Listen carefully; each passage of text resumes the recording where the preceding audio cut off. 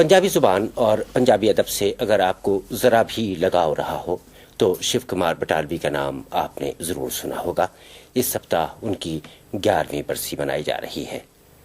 शिव कुमार बटालवी अक्टूबर सन 37 में पैदा हुए थे और 25 बरस की उम्र में शोहरत और इज्जत के उस जीने पर वो कदम रख चुके थे जिस पर बहुत कम लोग इस उम्र में पहुंच पाते हैं। 28 बरस की उम्र में उनको भारत का सबसे बड़ा लिटरेरी अवार्ड साहित्य अकेडमी अवार्ड मिल चुका था।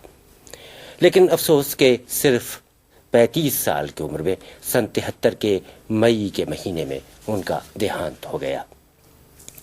शिव कुमार बटालवी ने इस 35 साल की उम्र में पंजाबी ज़बान को शेर की दौलत से मालामाल कर दिया और उनके कहे हुए गीत गली गली गांव-गांव इस तरह गाए जाने लगे जैसे वो लोकगीत हों। शिव कुमार बटालवी के बारे में कहते हैं कि उनकी कविता ने पूरे पंजाब को अपनी नर्म नर्म बाहों में समेट लिया था। इसके खेतों, इसके बागों, इसकी गलियों, इसकी मिट्टी, इसके फूलों, इसके कांटों, सभी को एक लड़ी में पिरो दिया था। शिव कुमार बटालवी के बारे में ये भी कहा जाता है कि वो पहले मॉडर्न पंजाबी शायर थे जो उस परिंदे की तरह थे जो अपना आखिरी गीत गाकर अपने तन बदन को आग लगा लेता है और इसमें जलकर मर जाता है।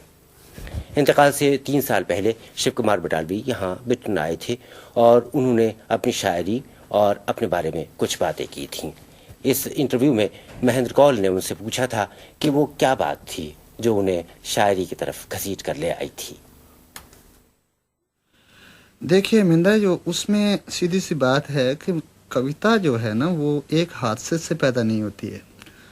कुछ लोगों का ख्याल है कि शायद कविता मोहब्बत से पैदा होती है, कुछ लोगों का ख्याल है कि कविता फ्रस्ट्रेशन जब हो, जिंदगी में उदासी हो तब पैदा होती है। लेकिन मेरा ख्याल है कि मेरे में जो कविता पैदा हुई वो उसमें सब कुछ था।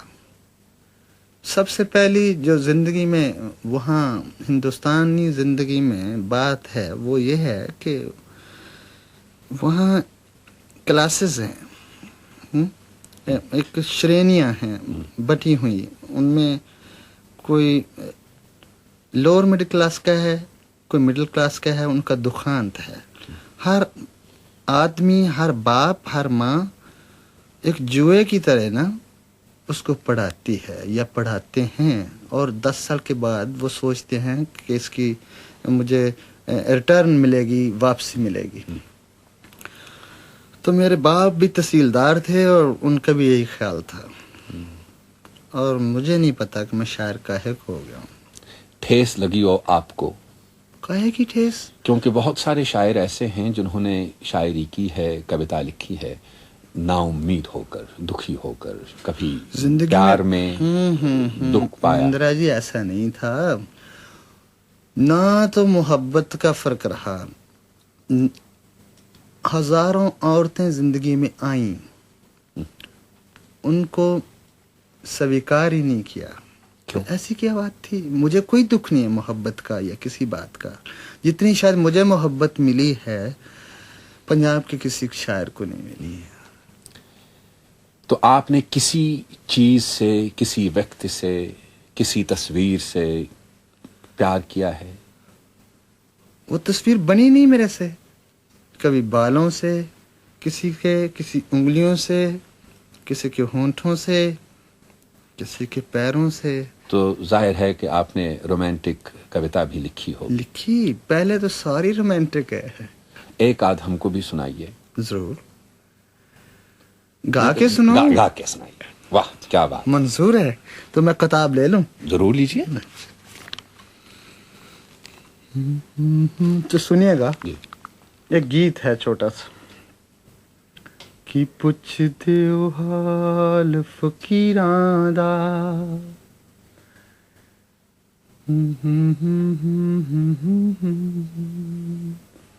कि पुछदे ओ हाल फकीरां दा, साडा नदियों विछड़े नीरां दा, साडा हंज दी जूने आया दा, साडा दिल जलियां दिलगीरां दा ए जान दिया कुछ शौक जहे वाह वाह रंगा दा ही ना तस्वीरां है रंगा दा ही ना तस्वीरां है जद हट गए असीं इश्के दी मुल कर बैठे तस्वीरां दा की पुछदे ओ हाल फकीरां दा साडा नदियों विछड़े नीरां दा। अच्छा शिव कुमार साहब, आजकल जो भारत की स्थिति है, भारत की हालत है, जी कभी कभी कभी भागना चाहता है, कभी वो फरार चाहता है, जिंदगी से फरार चाहता है, वातावरण से फरार चाहता है, भागना चाहता है, छुपना चाहता है, अपने आप को ढकना चाहता है। ऐसी स्थिति आपको आजकल भारत में मिलती है? और कभी आप मैं भी भागना चाहता हूँ। कहाँ भागना चाहते हैं? अपने आप से दूर। भला क्यों? क्या है जिंदगी, मेरा ख्याल है कि हम सब लोग ना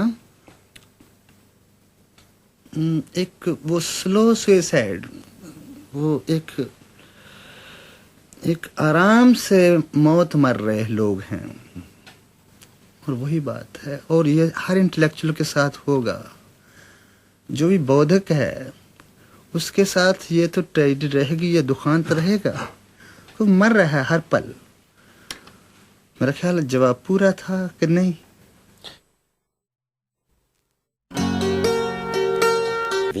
जिनकी बरसी इस हफ्ते मनाई जा रही है।